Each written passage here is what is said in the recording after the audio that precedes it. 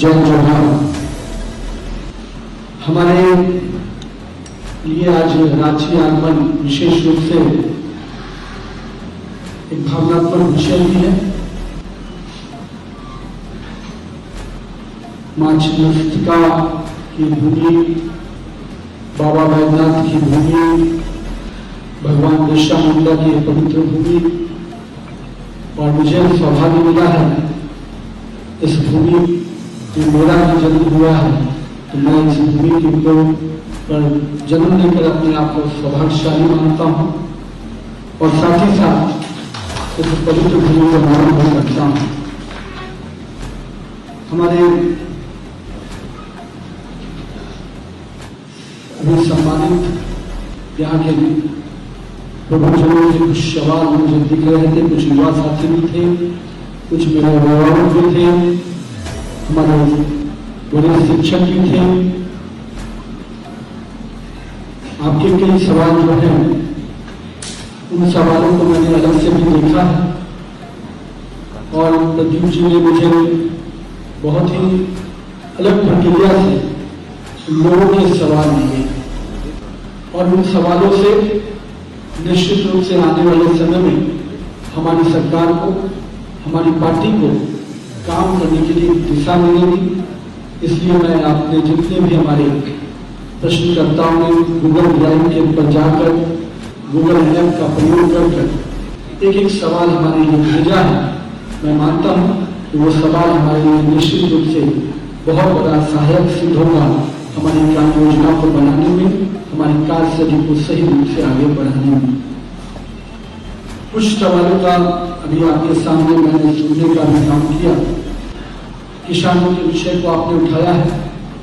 मैं मानता हूं इस देश में, इस देश की मिट्टी में निश्चित रूप से सबसे बड़ा योगदान किसी का है तो अपने किसान भाइयों का है।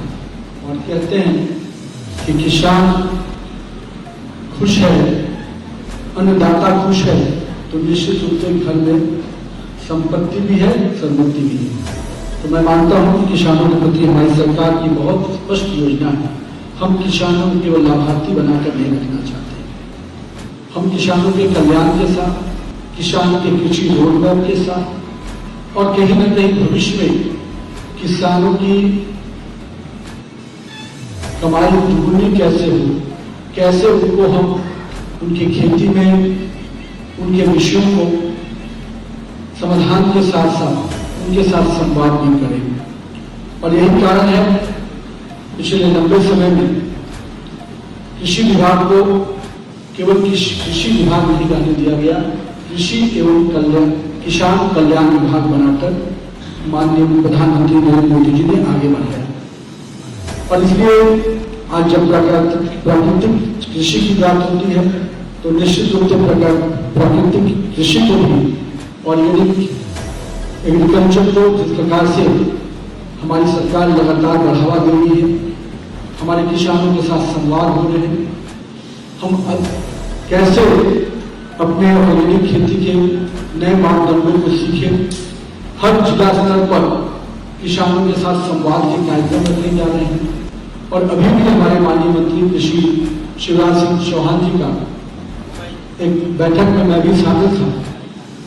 हर जिले में ऑर्गेनिक खेती को बढ़ावा देने के लिए कैसे इंसेंटिव दिया जाए। अभी मूल्य की बात हुई कि कैसे ऑर्गेनिक जो फसल है उससे कई बार कॉस्टिंग का असर होता है, उसको कैसे एडजस्ट किया जाए। निश्चित रूप से इस दिशा में हमारी सरकार बहुत ही सेंसिटिव होकर आगे बढ़ रही है और हम मानते हैं कि ऑर्गेनिक खेती बढ़ेगा तो हमारे देश के लोगों का स्वास्थ्य भी बेहतर होगा और कहीं न कहीं हमारी भूमि जो कहीं न कहीं इन दिनों में लगातार खाद के प्रयोग के कारण हमारी भूमि जो उपजाऊ थी वो कहीं न कहीं अब खराब हो रही है, तो उसको भी बचाने में हम सफल होंगे।